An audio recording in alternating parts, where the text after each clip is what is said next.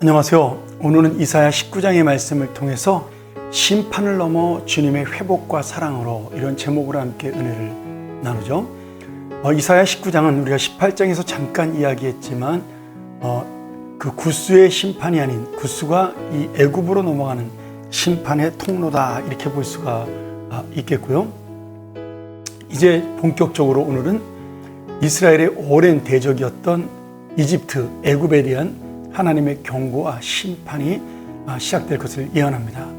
하나님께서 이 애굽에 빠르게 임하셔서 그들을 약하게 만들 것이며 혼란하게 만들어 그들의 마음이 두려워 떨고 그리고 결국은 붕괴된다라는 사실을 말씀하죠. 특별히 이집트, 애굽이 자랑했던 나일강, 그 애굽의 젖줄이라고 부르며 어머니라고 불렸던 이 나일강이 마르고 물이 고갈되어 그 강에서 탄식과 슬픔이 일어나며 애굽의 모든 의지했던 기둥들이 부서진다라고 선포합니다. 이 모든 고난과 그리고 심판은 하나님께서 이루신 것이며 애굽은 그 하나님의 심판이 임할 때 두려워 떨 수밖에 없다라고 그렇게 선포하고 있는 것이죠. 그런데 오늘 더 놀라운 것은 이런 악한 애굽에 대한 심판이 하나님의 선포의 전부가 아니라는 거죠. 하나님은 애굽의 그 악행을 심판하시고 그를 깨닫게 하시지만 결국은 그 애굽이 이런 하나님의 심판을 받으면서 하나님이 어떤 분인가를 알게 되고 하나님을 경배하게 된다 이렇게 말씀하고 있습니다. 참 놀라운 일이죠. 이 심판이 멸망으로 끝나지 않고 다시 하나님께 제사와 예물을 드리고 그리고 하나님께 기도하는 서원하는 삶을 살아 회복될 것이라는 그런 소망의 메시지가 이 말씀 속에 포함되어 있다는 것은 사실은 이스라엘 백성이 하나님께 멸망하고 심판받지만 다시 돌아온다는 회복의 약속과 맞물려 이것은 하나님의 사랑을 자비를 온 세상에 펼쳐서 지금 보여주시는 하나님의 보편적인 복음의 구원 그리고 이 세계를 향한 하나님의 뜻을 보여주고 있는 것입니다.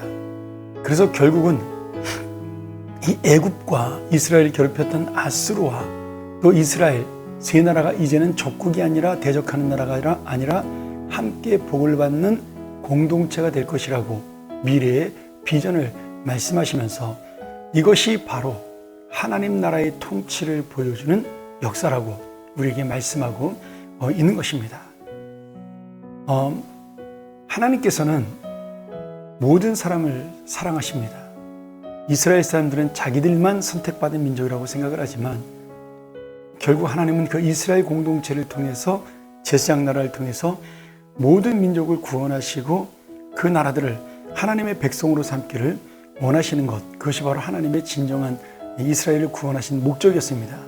그런데 편협된 이스라엘이 그 하나님의 뜻을 이해하지 못하고 우상을 섬기며 하나님의 뜻에 불순종하게 되죠. 그래서 하나님께서는 이제 예수 그리스도를 이 땅에 보내심으로 하나님이 직접 그 놀라운 하나님의 보편적 구원, 모든 나라와 모든 민족을 다스리는 하나님의 통치를 보여준다라고 말씀해주고 있는 것입니다. 오늘 이 말씀을 들으며 깨달아야 될 백성이 누구예요? 오늘 이사야의 심판의 메시지를 듣고 있는 이스라엘 백성들입니다. 그들이 갖고 있는 좁은 마음, 편협된 마음을 깨트리고 하나님의 뜻이 어디 있는가를 알며 하나님의 뜻대로 살아가는 것, 그것이 바로 이스라엘 백성이 깨달아야 될 은혜죠. 또 하나는 바로 우리에게 주시는 은혜입니다. 원수였던 애굽이 하나님께 돌아와 하나님의 백성으로 회복된다는 이 선포는 결국 우리가 예수 그리스도의 그 사랑을 받았으니 우리가 바로 그 이방인이요 애굽 같은 자들이니 우리 역시도 하나님 나라를 확장하고 회복하는 그런 놀라운 이 복음의 역사에 동참해야 된다는 것을 말씀하고 있는 것입니다. 지금 이 말씀을 들은 아마 이스라엘 백성들은 굉장히 놀랐을 것이에요. 지금 망해도 시원찮은 나라가 하나님의 은혜로 회복된다 이렇게 들었을 때 얼마나 놀랐겠어요? 그런데 반대로 생각해 보면 망할 이스라엘, 악한 이스라엘도 하나님께서는 결국 회복시키시고 사랑하셨다는 사실입니다. 나에게 해당되는 이 사랑이 다른 나라에겐 해당되지 않는다고 말하는 것은 참으로 그들의 편협된 생각이죠. 결국 이 말씀을 통해 이사야는 이 남자 사람들, 이스라엘 사람들이 하나님의 말씀 앞에 도전을 받고 깨달음을 얻어서 진정한 하나님의 백성이 누구냐를 알게 되는 그것이 바로 이 이사야의 마음이었다. 저는 그렇게 믿습니다. 오늘 여러분, 우리에게도 이런 하나님의 은혜가 있습니다. 죄를 지은 자에게는 하나님의 심판이 있습니다. 그러나 돌이키는 자에게는 회복이 있고요.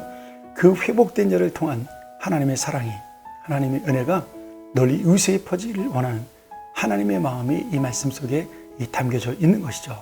오늘 그리고 바로 우리가 그 편협되지 않은 하나님의 사랑, 하나님의 은혜를 받은 민족으로, 하나님의 사람으로 우리에게도 이 이스라엘 사람들이 깨닫지 못한 하나님의 복음의 역사, 이 복음의 은혜를 전해야 되겠다라는, 이것이 바로 우리를 구원하신 주님의 목적이라는, 다시 한번 그 놀라운 은혜를 깨닫고 살아가는 믿음의 사람이 되기를, 직장이 흔들리고 사업이 흔들리고 가정에 힘들고 여러 가지로 우리가 어렵고 힘든 개인의 삶이 있지만, 그럼에도 우리를 인도하시고 사랑하시는 하나님의 은혜는 끊어지지 않는다는 사실을 기억하는, 그래서 우리가 이 사명을 감당해야 된다는 믿음으로 살아가는 우리 모든 주님의 자녀가 되기를 축원합니다. 함께 기도하겠습니다.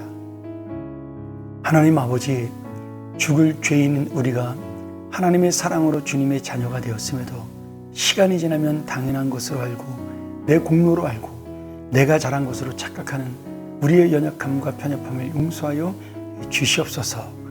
무조건적으로 우리를 사랑하셨던 하나님의 은혜를 생각하며 이 사랑을 나누는 인생이 될 수 있도록 도와주시고, 내 개인의 인생이 힘들고 어려워도 이 하나님의 사명과 목적을 담고 살아가 하나님께서 기억하시는 복의 근원이 될 수 있도록 인도하여 주시옵소서. 예수님의 이름으로 기도합니다. 아멘.